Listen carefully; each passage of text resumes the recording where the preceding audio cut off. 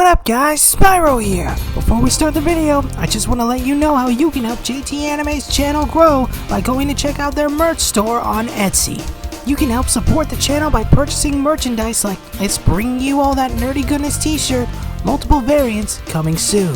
And just to remind you, new merchandise will be added regularly and all confirmed purchases get a special shout out in future videos. You can also support them at their Buy Me a Coffee page where they'll soon be offering membership exclusive content such as new videos and more of their original and upcoming content like JT Anime and Nerd's new PenDragon Knights of the Round, one of many stories in JT Anime's new superhero universe. Finally, be sure to check out their Amazon affiliate links in the description and pinned comment below. You can not only find incredible products, but also help them toward our goal of turning this YouTube channel into a full-time gig, so they can provide you with higher quality content. So be sure to Hulk smash that subscribe button for more content. JT Anime and Nerd, bring you all that nerdy goodness. Enjoy the video. What up guys, JT Anime and Nerd here bringing you all that nerdy goodness. Today is a video way different than what I usually put out, but very close to my heart, as this has been a project that I have been working on years toward that I have dubbed the Excaliverse. In case you don't know, the Excaliverse is my own superhero comic universe where characters from mythology, fairy tales, classic horror, and certain parts of history all exist in one universe. The idea stemmed from thinking about characters based on mythology like Thor from Marvel Comics or Wonder Woman from DC Comics, one from Norse mythology and one from Greek mythology, and thought that if they could adapt their own version of mythological characters into their own superheroes, why not adapt mythology itself into a superhero universe? In this version of Earth, which people of this world call Gaia, it's a mix between each country's versions of what would essentially be considered their ancient or medieval era. The most modern parts of this version of Earth would be America in its Wild West era, and half of England in its Victorian era, cut off from the rest of it that still lives in its medieval era. Although not at its funded stage, building its world, characters, and power systems for all these years has been incredible. I have made videos of the Excaliverse in the past, but they didn't gain much traction, which is why I was pivoting away from it for a time. I always had a plan to come back to it, but at the current moment, I really want to focus on my Spyro and Crash Bandicoot TV show ideas. But that's not to say that I'm not going to keep at this Excaliverse project. I've just been shelving it for a while until recently. So today, I figured while it will get very spoilery, at least to a point, I'll be going through each hero's individually, talking about their backstory, character arcs, and their powers and abilities. The characters you're going to see are the first members of the eventual team they are going to form, whose name I'll reveal at the end of this video. Now before I get into it, I want to make it clear that even though historic events happen in this universe, the timeline is not historically accurate. Historic events that happen in this universe happen in its own timeline. I like doing my homework, but finding a way to fit all of these characters and events together means I have to veer away from historical or mythological accuracies, and many characters that wouldn't exist at literally the same time do exist. So take that as you will. And also to take note that while I'll do my best to be mythologically accurate as possible, you need to take creative liberties to make these stories interesting. Also, for the context of this video, while I will be using the AI images I've been able to compile for these characters and places, as I don't have an artist who can make them yet, I'll also be using images that I've been able to find and download. So just a disclaimer, I do not own all of the images you see in this video. I also don't own any of the music, so without further ado, let's step right in to the Excaliverse.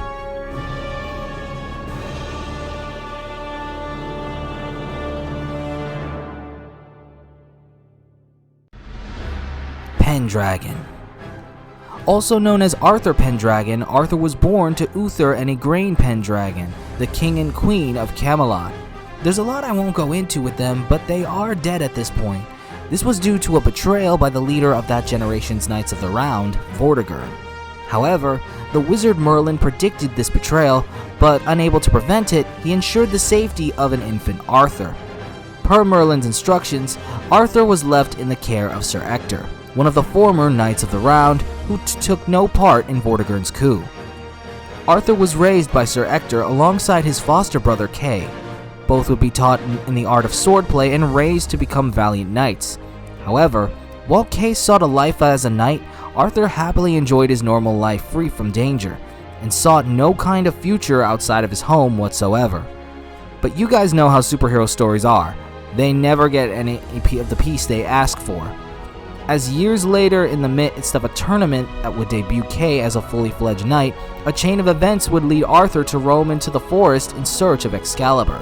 But this discovery would have him encounter a strange goth-looking girl being chased by a notorious Black Knight. It would be this encounter that led Arthur to awaken Excalibur's true power and become the legendary hero of Camelot, PenDragon. Now, due to being new to his powers, Arthur ultimately lost his fight with the Black Knight, this loss ultimately leading to another chain of events that would lead to the Black Knight killing his brother Kay, and the Black Knight would escape and get away with it in the end.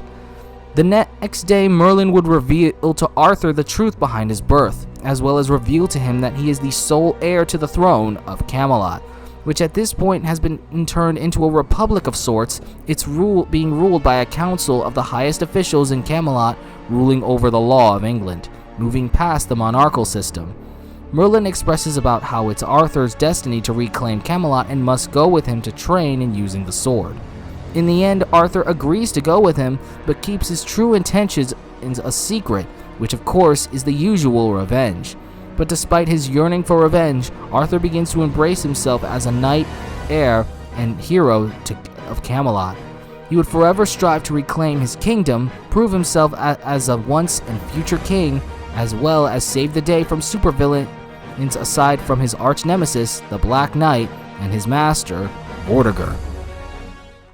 But now that we've given you his backstory, let's get into PenDragon's powers and abilities. So in truth, PenDragon wasn't born with any superpowers at all. In fact, all of his power comes from Excalibur itself. Without getting too much into its origin, Excalibur is a sword forged from some of the most powerful metals in the universe. That's right, the universe. The sword is what's known as a soul-forged weapon. Soul forging is where an entire being is transmutated into a powerful weapon, both in body and in soul. Excalibur was soul forged from the body and soul of a powerful dragon king, and as such possesses all the powers of a dragon with its own unique twist.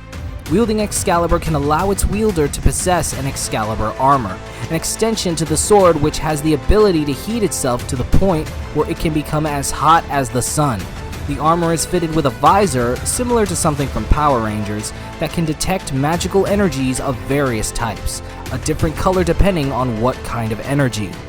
Both the sword and the armor can even generate dragon fire. In fact, the wielder can concentrate all of that heat into the armor's visor, unleashing a humongous beam of heat vision, PenDragon's most powerful attack. But if that wasn't enough, Excalibur can also grant its wielder access to magic, as dragons are the most powerful magical creatures in the entire universe.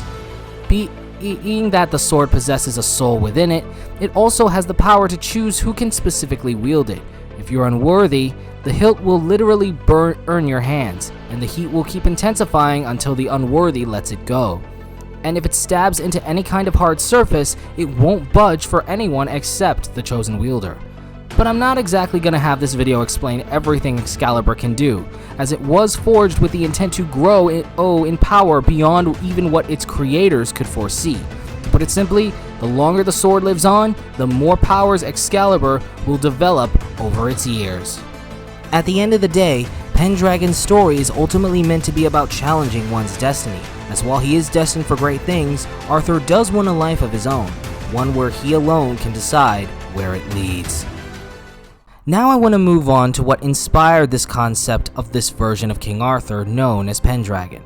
PenDragon's armor is actually inspired by tokusatsu characters, mainly Power Rangers. In fact, the specific Power Ranger that inspired this character isn't even an official character. It's fan-made, a character known as the Arbiter. The character came from a Power Rangers YouTube fan series created by Unworthy Productions called Power Rangers Unworthy. And if you're a Power Rangers fan, you've got to check it out. It is Marvel and DC levels of awesome, but I digress.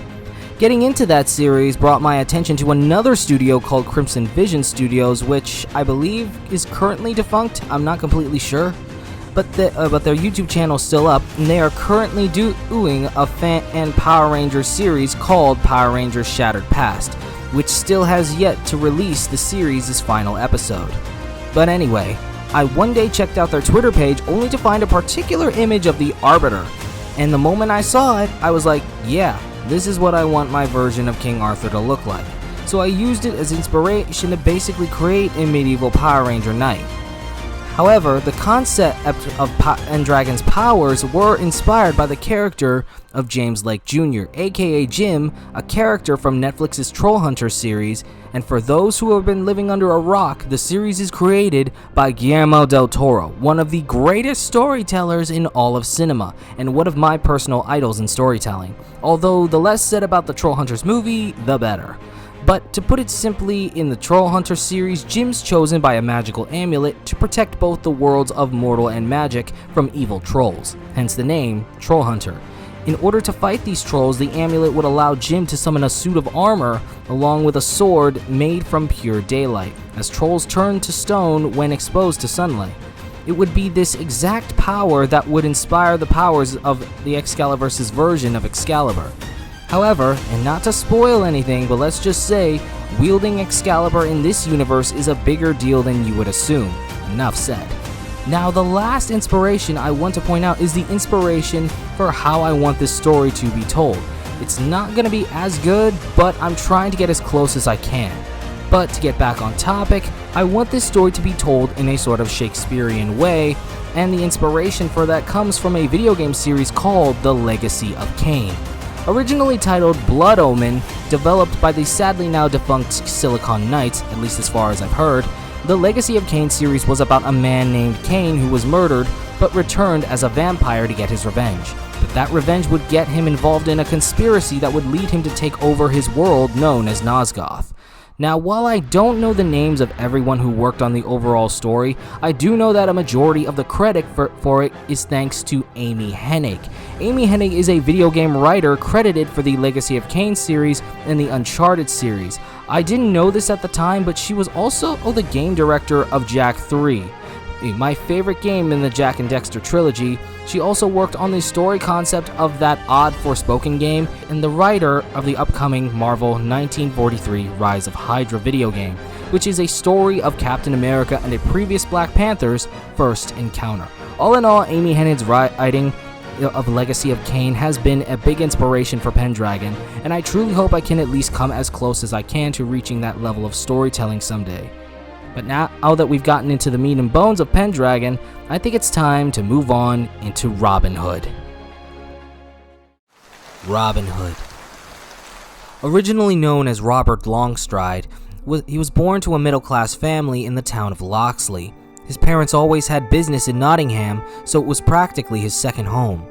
There he would meet Joanna Marion, the daughter of Nottingham's Lieutenant Captain of the Guard, second to the Sheriff of Nottingham. Despite her father's dislike of Robert's financial background, Marion and Robert became the best of childhood friends. The more time Robert spent in Nottingham, the more time he grew to notice the social divide between the rich and the poor. It wounded him deeply, though he didn't understand it as a child.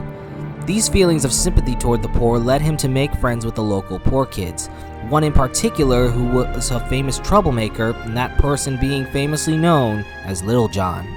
Little John would teach Robert in the art of self-defense, as well as teach him the ins and outs of the streets of Nottingham. Little John would ultimately share his dream of a world where labels like rich and poor didn't even exist, a world where people could just be people. While Little John chooses to view the world like this, however, Robert can only see the world they live in as black and white. Little John would eventually introduce Robert and Marion to his closest friends, each with stories of their own, and all of them would come together as none other than the Merry Men. They would all play together for a couple of years, but tragedy would strike in the form of what was known as the Purge of the Poor. Basically, during the rule of King Richard, members of the guard would roam the streets executing those who were seen as a detriment to the kingdom and citizens of Nottingham. Basically, they were to execute anyone who was not rich. This included the middle class, which is why Robert's parents were also killed in the massacre. Robert would miraculously survive thanks to Little John, but would have to flee into the Sherwood Forest. For the first week or so, Robert would have to survive in the wilderness alone using nothing but his archery skills as taught to him by his late father. That is until he stumbled upon a lone tavern within the forest. Robert would, however, be caught by the tavern owner after attempting to steal some food. Bob, the tavern owner, ultimately decided to give the kid some food to eat and water to drink, but immediately realizes that he's a survivor of the Purge of the Poor. Despite his reluctance, he gives Robert permission to live in the tavern in exchange for serving the customers. As time went on, Robert lived his life as a server in the tavern, but witnessed Bob's struggle with the new regime that now rules over the province of Nottingham, that being the new rule of Prince John. In response to this, Robert went out into the woods every day to master his archery skills, as well as learn how to be a master hunter and enhance his overall physical skills. The only animals he didn't hunt, however, were robins, as their beauty reminded him of Marion. A lot would happen during his early years, but he would eventually realize just how corrupt the system of Nottingham has become, leading Robert Longstride to become the one and only Robin Hood, the hero that would steal from the corrupted rich and give to the innocent poor.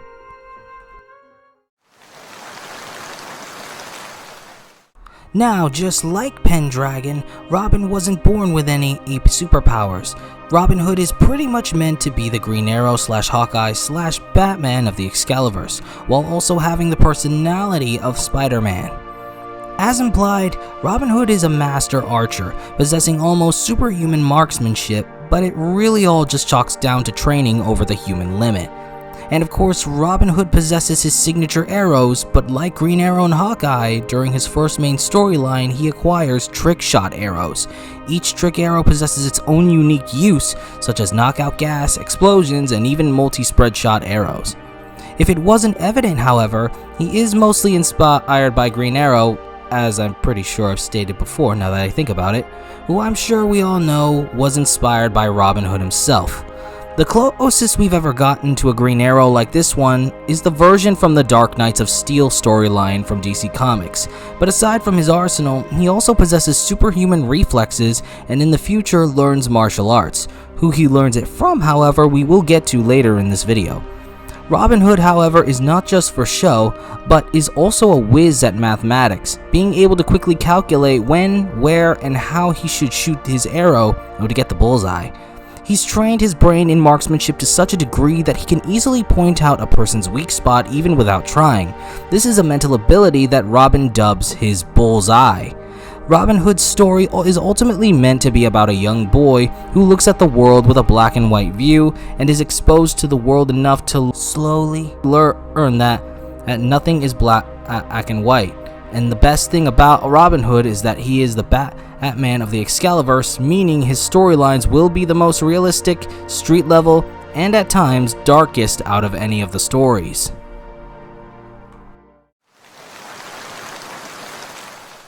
There really isn't much to go off of in terms of inspiration because, as I mentioned before, he is inspired by Green Arrow, Batman, and Spider-Man.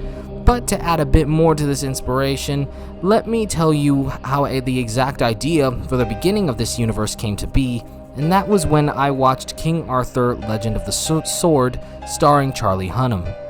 I'm one of the people who really loved that movie, even though they rushed and skimped around on a lot of plot points.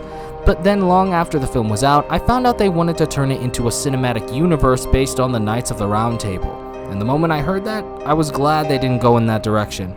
Because here's the thing, the Knights of the Round Table, while possessing their own stories, feel more like extensions of King Arthur's story, instead of feeling like full-fledged characters that can cross over with them. However, when the day came that I saw Guy Ritchie's Robin Hood starring Taron Egerton, I immediately said to myself, yes, that Robin Hood could cross over with Charlie Hunnam's King Arthur.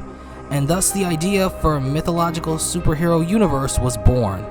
The idea actually started out as a CW show, as I was really getting into the Arrowverse around this time, but then I decided to bring it up a notch as a cinematic universe, but it was very tough because I had to limit the stories to movie length. That's when I finally decided to suck it up and go for the comic book route, and I gotta say, it's turned out very beautifully. Hercules. Originally known as Heracles, but born with the name Alcaeus. As everybody knows, Hercules is the son of Zeus, who laid with Alcmene, the queen of Tiryns and wife of King Amphitryon. As a baby, Hercules possessed superhuman strength, being the result of being born a demigod. This was shown in Heracles when he killed 2 snakes as a baby just in attempt to play with them. Despite being meant to rule his own kingdom, his birth was held back by his stepmother, the goddess known as Hera. So he was born never inheriting Tiryns or Mycenae. Growing up, Hercules would be raised as a royal, but chose the path of a warrior due to his superhuman strength. During those times, he never thought what his future could be until he saw his first gladiator match, leading him down a path of a gladiator. For many years, Heracles was the most famous and powerful gladiator in all of Greece, and even known in Rome, which Greece considered their sporting rivals. However, Heracles' talents would be used by Eurystheus, king of Tiryns and Mycenae, also known as the cousin of Heracles. For any who don't know, however, Hercules is Heracles' Roman name that Eurystheus uses to mess with Heracles, as Heracles sees Rome as their gladiatorial rivals and therefore hates them, just like any football or sports fan would. For years, Heracles served his cousin, despite his thoughts of inferiority toward him, but respected the authority of the crown. During his years as a gladiator, Heracles would meet and eventually marry a girl named Megara. Together they had 3 children and lived a happy life. One day during a party, however, Heracles would awaken to find all of the patrons, along with his wife and children, killed by his hand due to being in a drunken rage. This would begin in what would be known as the Great Depression of Heracles. Ever since then, Heracles has done nothing but act like a shell of his former self, a machine meant to do nothing but serve his cousin. However, everything would change when he would be tasked to go on a trip to receive sacrificial cattle from King Aegeus, the ruler of the kingdom of Elis.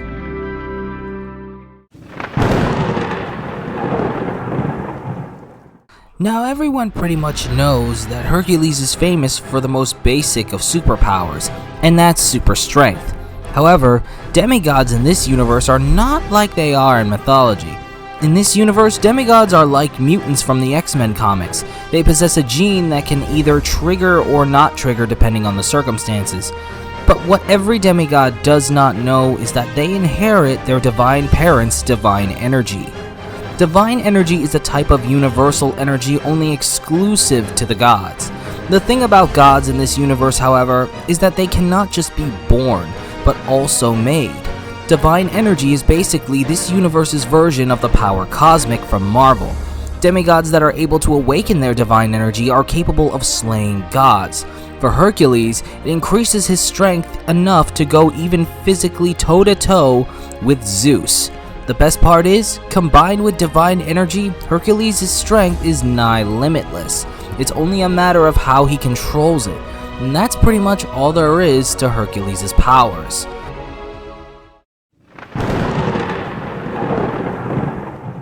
Now, with this version of Hercules, there wasn't so much inspiration to take from, but I did always imagine him having the likeness of Henry Cavill, mainly because of his role in the movie Immortals, and of course, being the best cinematic Superman, in my opinion at least. Hercules' story, however, is ultimately meant to be about someone in between God and mortal, trying to find out who he is, what he is meant for, and who he is meant to be.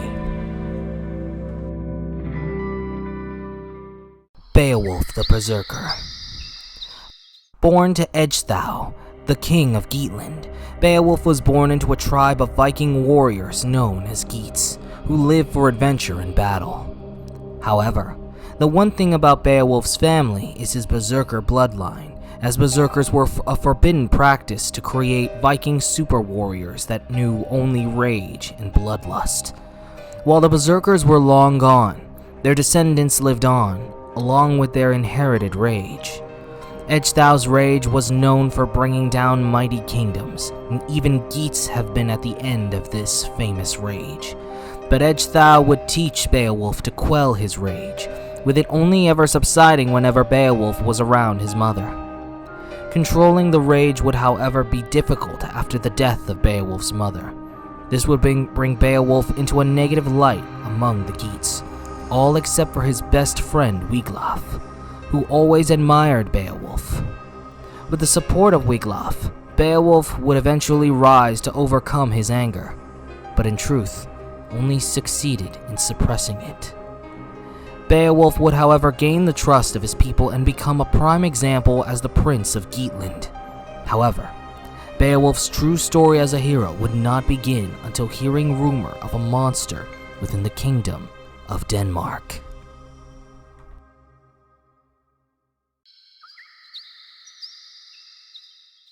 Now, if I had to compare Beowulf to any character, it would be Captain America, or really any other super soldier in the Marvel Universe, as that is basically what a berserker is, a Viking super soldier, due to training of, let's just say, unspeakable means.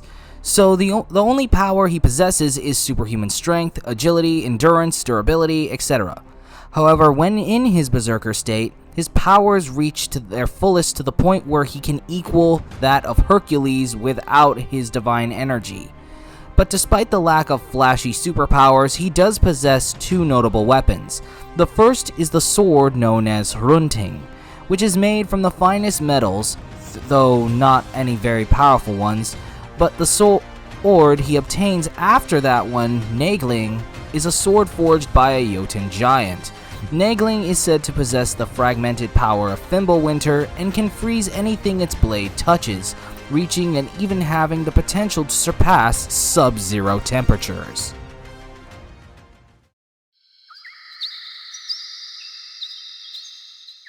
Now, this version of Beowulf would actually be inspired by the MCU's version of Heimdall. It's weird, but the moment I saw Heimdall's armorless design in Thor Ragnarok, I immediately thought to myself, that's Beowulf. There's just something about Idris Elba's Heimdall's design in Thor Ragnarok that makes me just think about the character of Beowulf. I guess you could say he felt more human than God in that moment, if that makes sense. Plus, I think he looked kind of the most Viking-ish out of all the characters in the MCU, so that probably had the most to do with it. Beowulf's story ultimately comes down to a man searching for the answer to an age-old question. Who is the person and who is the monster? Only time will tell. We interrupt this broadcast to give you awesome merch! Support JT Anime Nerd by purchasing from his merch store on Etsy, like this Why So Serious Joker hat, or this I Always Come Back Springtrap hat. You can even support the creator himself by purchasing the Bring You All That Nerdy Goodness shirt. Multiple variants coming soon. Supplies may be limited, but new merch is added regularly. You can visit the shop by clicking the link below in the description and pinned comment section. And if you make a purchase, let us know in the comments below and we'll be sure to give you a shout out with every purchase at the end of each video. Enjoy JT Anime Nerd, bringing you all that nerdy goodness. And be sure to Hulk smash that subscribe button if you wish to see more of JT Anime Nerd's videos. Thanks for watching! The Monkey King. Also known as Sun Wukong, he was born as a member of a race of intelligent monkeys known as the Wukong. He was born from the heart of an eggstone on Mount Huaguo. From birth, Sun Wukong was born with amazing power and even stood out to his Wukong peers and the gods, especially when he shot heat vision from his eyes. Years later, Sun Wukong would fearlessly jump into a waterfall that many of the Wukong feared, leading them to declare Sun Wukong as their Monkey King. From there, if we went over his whole backstory, we'd be here all day. But let's just say he became so powerful and such a problem that he made enemies of the Chinese pantheon of gods. At the peak of his power, The only one who could stand against Sun Wukong was Buddha, who challenged Sun Wukong to a contest in exchange for achieving the Jade Emperor's position. Sun Wukong was tasked with somersaulting to the edge of the universe, and so jumped toward the mountain at the edge of it, only to find out that it was the Buddha's finger.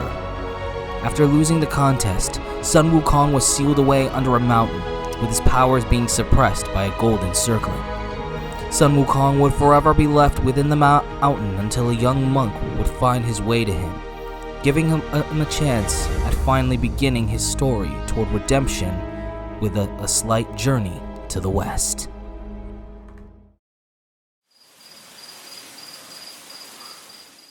Now, if I had to go over all of Sun Wukong's powers, the video would never end, so I'll stick with his most notable ones. Sun Wukong possesses the ability to shapeshift via the 72 transformations he learned from his master Subhuti. He also learned how to clone himself by removing single strands of hair and having them shapeshift into multiple versions of himself. With the golden headband off, he could create limitless copies, but with the headband on, he could create at least about 50. Along with his martial arts prowess, Sun Wukong can harness Qi, which is the energy source that stems from the body. Qi allows Sun Wukong to attain even more superhuman feats. Now, despite having layers of immortality, Sun's immortality is cancelled out by his golden circlet, aka the golden headband, which hinders his true power to the point where he's mortal, so he can basically die.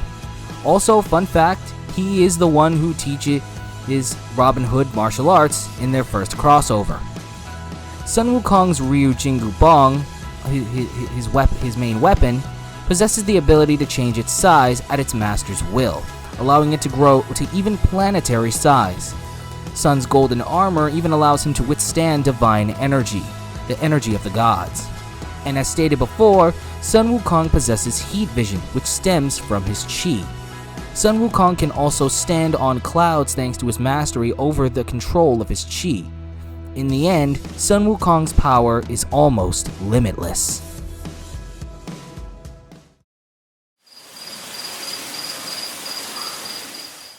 Now, believe it or not, there isn't really any inspiration used for this version of Sun Wukong other than the source material, but just for you guys, I'm going to share with you the original scrapped idea for the first storyline I originally was going to go with for this version, my version of Sun Wukong.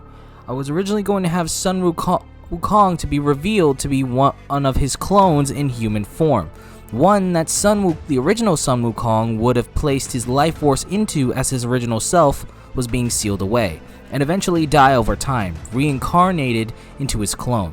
The god known as Guan Yu would have found the Sun Wukong clone in the form of a human baby and deliver him to Master Subhuti in order for him to raise the baby at his monastery. As he got older, he would have been the troublemaker he always was, but as a mortal, kind of distancing himself from his peers other than Master Subhuti, who was originally female in my version, as I originally wanted a motherly figure for Sun Wukong. Anyway, to make a long story short, the Sun Wukong clone, who would have been named Hao Wang, would also awaken his Qi, catching the attention of Erlang Shen. Erlang Shen would demand recompense for the discovery of Sun Wukong's survival, believing he was a reincarnation. However, after a long journey to reclaim his artifacts and powers, Hao would discover that he's a clone and have an identity crisis. This journey would also involve Sun Wukong gaining friends such as Neja, a former rival, and a samurai hero who I'm not gonna reveal, as I'm actually working on her story for Japan's side of this universe. But in the end, Hao would resurrect his powers as Sun Wukong, defeat Erlang Shen, and ultimately become the hero China needs. But just to reiterate, that was the original story I had planned for Sun Wukong, and the two reasons I scrapped it is because I wanted to follow the exact source material of Sun Wukong, and I already have another hero at the ready where the clone thing works even better, because you would never see it coming. But I'm not no loose lips, so you're just gonna have to wait and see who that character might be. At the end of the day, Sun Wukong's story is ultimately meant to be about a child who needs to grow, not just for the sake of himself, but for the sake of others. Now before we move on to our final hero of this video, I have to first tell you guys that her story revolves a lot around religion, so if you guys are easily triggered by that kind of stuff, I suggest you either skip her backstory or just not watch it entirely. But now let's move on to the last main member of the eventual superhero team. Arc. Born as Joan d'Arc, I hope I got that name right, in the nation of France during what's known as the 100-Year War, the war between France and England, Joan lived the peasant's life, unable to live a life of her own. She didn't even know how to read or write, but everything would change on her 13th birthday, where she began to see visions of the future, where she led the armies of France against England. In this case, at least, it would be against Prince Edward, also known as the Black Prince due to his pitch black armor, which is the villain of Jean's storyline. Jean believed these visions were divine in nature and were messages from angels, as angels appeared in these visions.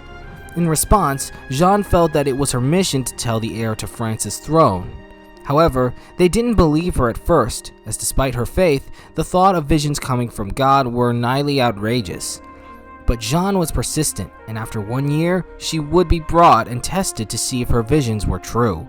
She was brought to Charles VII, who was suspicious at her from the start, but decided to disguise himself to test Jean's foresight, as she wouldn't know what Charles looks like.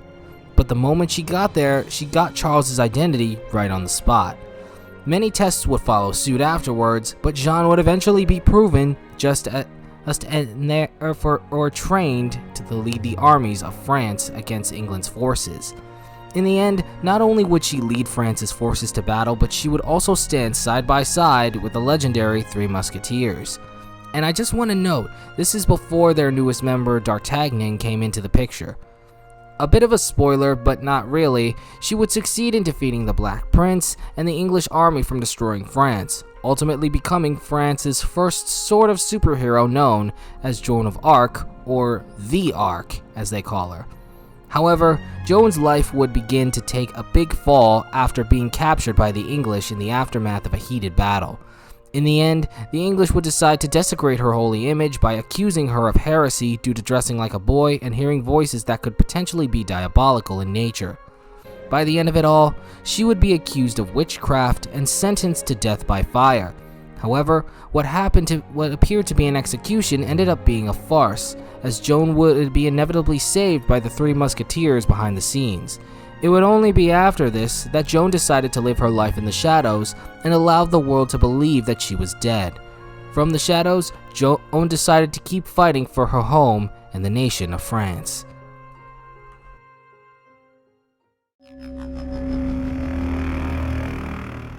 Now let's move on to her powers and abilities, which actually explain the visions and voices in her head.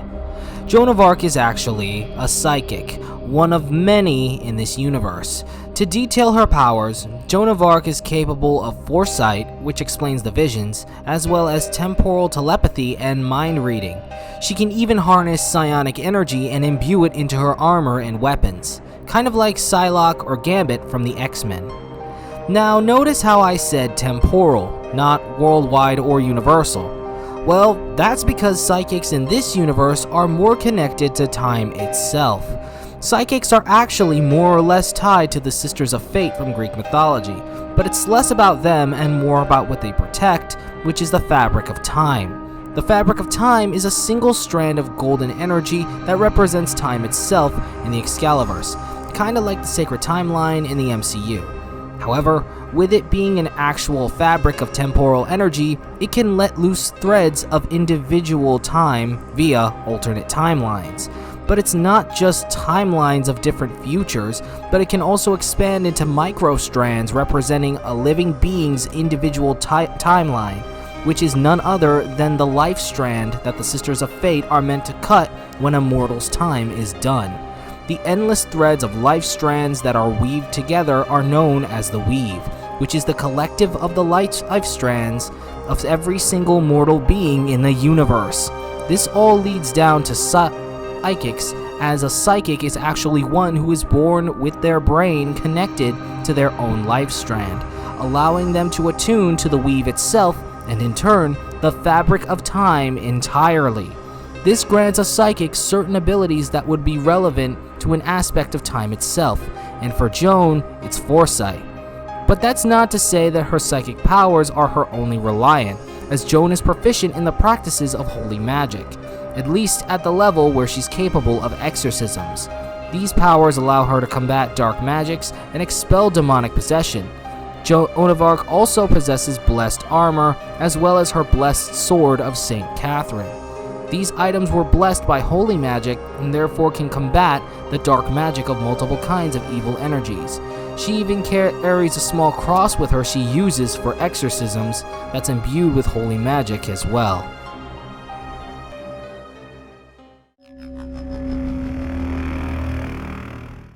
Now, as implied, Arc's powers were inspired by psychics from the X-Men series, as I wanted to put a cosmic mythological twist on the psychics of this universe, which I honestly don't think get as much recognition these days as they used to in superhero media. Her design, however, was actually inspired by one of the main characters of the anime series known as the Fate series, mainly Fate Zero and Fate Stay Night. The main character being that of Hercules Pen Dragon. She has a tomboyish apparent medieval look that I feel works perfectly for this version of Joan of Arc. When it comes to Joan's story, it's all about a girl trying to find her place in this dark world, as well as having to learn what faith truly means.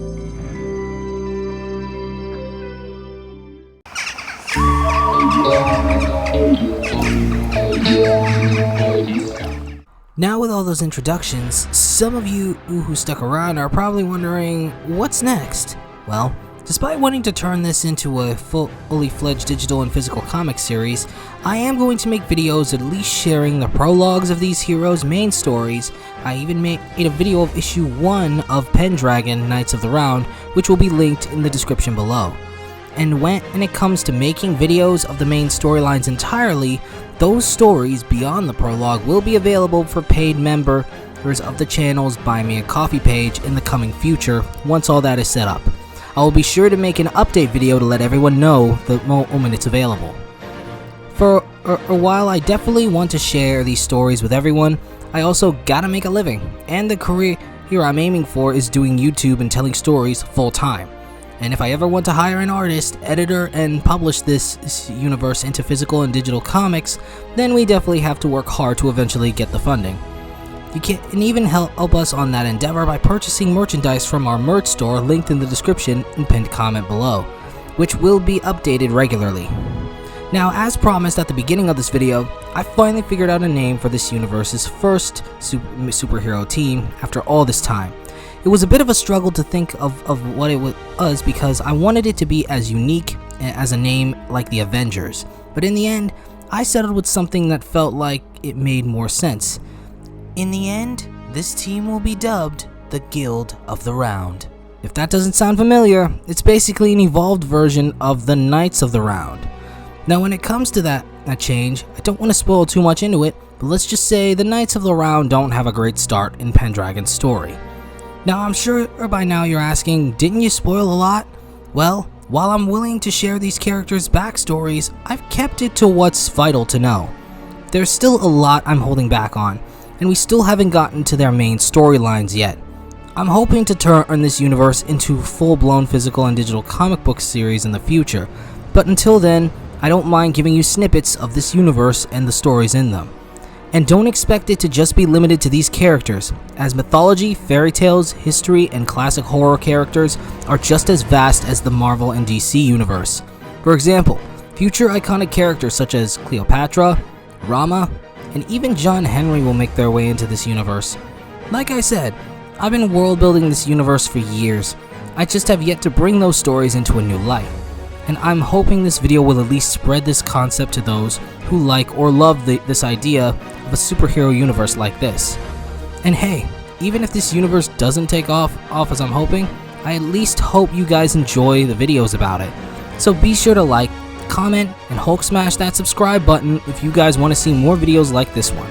Also, be sure to check out our merch store, Buy Me a Coffee page, and Amazon affiliate link in the description and pinned comment below.